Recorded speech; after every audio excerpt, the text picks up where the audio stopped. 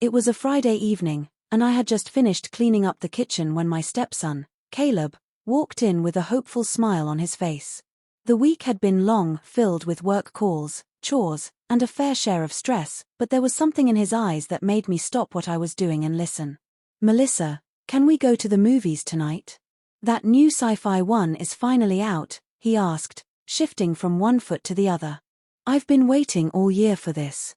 I looked at him, slightly surprised. Caleb was 17 now, tall and quiet most of the time. He usually kept to himself, especially since his father, Eric, my husband, had started traveling more for work. Since Eric's schedule changed, Caleb and I had been left to navigate a new kind of household rhythm, one that neither of us fully understood yet. I wasn't his mother, his biological mom had moved to another state and was barely in the picture, but I had been trying my best to be a supportive stepmother. Still, moments like this were rare. I smiled and dried my hands with a towel. "Sure," I said. "Let's go make a night of it." He looked relieved, like he had been expecting me to say no. "Thanks," he said, grabbing his hoodie. "I'll get the tickets online." 2 hours later, we were pulling into the movie theater's parking lot. It was a small-town cinema with only 6 screens, but it had charm. The smell of buttered popcorn greeted us before we even walked inside. Caleb insisted on paying for the snacks, which was sweet, and I didn't argue. The movie was action-packed, and I actually found myself enjoying it more than I thought I would. Caleb leaned forward in his seat during the intense scenes and laughed at the cheesy one-liners. I glanced at him a few times, quietly appreciating the rare glimpse of a carefree teenager. Lately, he had been so withdrawn, staying in his room or glued to his phone. When the credits rolled, I stretched and looked over at him. "So, worth the wait?" He nodded with a grin. "Definitely." We walked out into the warm night air, and as we headed to the car, a few raindrops started to fall. Before long, it turned into a full-on summer downpour.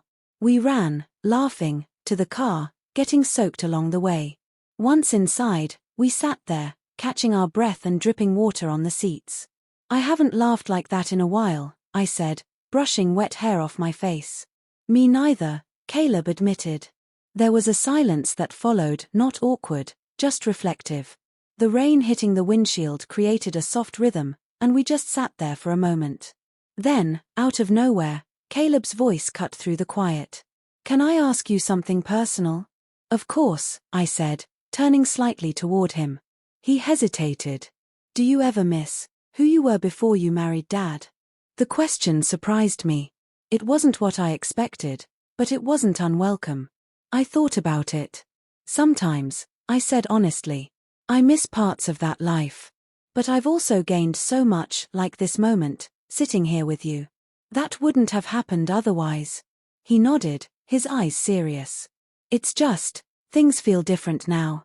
Since Dad's gone a lot, it's like we're both trying to figure out how to be a family without knowing what that even means." I reached over and gently squeezed his hand. "That's exactly what we're doing. Figuring it out. And it's okay to not have all the answers." Caleb looked down at our hands, then gave a small smile. "Thanks for coming with me tonight." "Thanks for inviting me," I replied.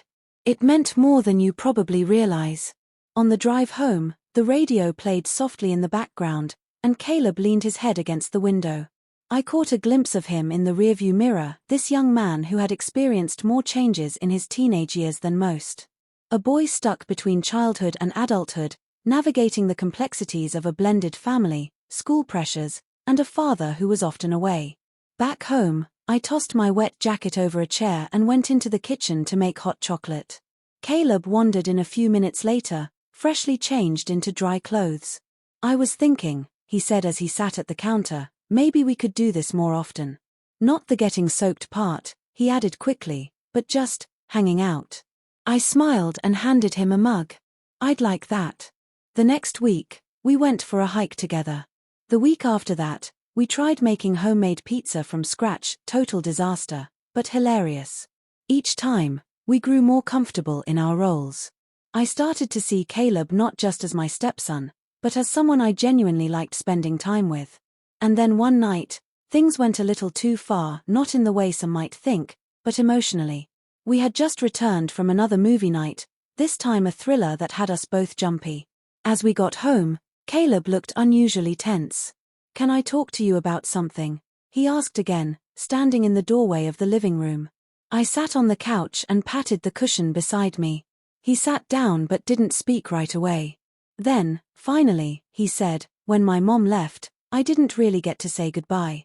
One day she was there, and the next she wasn't. I didn't cry. I didn't yell. I just shut down. And since then, I haven't really trusted anyone to stay." I felt the weight of his words settle between us. My heart broke a little for him in that moment. "You don't have to go through it alone," I said gently. "I'm not perfect, and I might not always know the right thing to say, but I'm here. I want to be someone you can count on. I'm scared to get close to anyone again," he whispered. "Even you. Because what if one day you're just gone, too?" I took a deep breath and looked into his eyes. "I can't promise the future, Caleb. But I can promise that I care. Deeply. And I won't leave unless life forces me to." He nodded, blinking back tears. Then he leaned his head against my shoulder, and we sat like that for a long time, not saying anything, just sharing the silence. That night went too far in the sense that it opened a door to emotions that had been locked away for years, for both of us. It pushed the boundary of what we were used to: polite dinners, occasional small talk, separate worlds under the same roof. It was raw, vulnerable, and necessary. Over the next few months, our bond grew stronger. We found our rhythm. He helped me fix the back porch steps. I helped him apply to colleges. We argued sometimes, like all families do. But we always came back to the understanding that we were in this together. Eric eventually reduced his work travel. We had family dinners again. But even when he was away, there was a steadiness now, a foundation that hadn't been there before. That one rainy movie night had started it all. And yes, it went further than either of us expected, not in some dramatic, scandalous way, but in a way that forever changed how we saw each other. He stopped being just my stepson. And I stopped being just someone he tolerated. We became something real. A family. Not perfect. But absolutely real.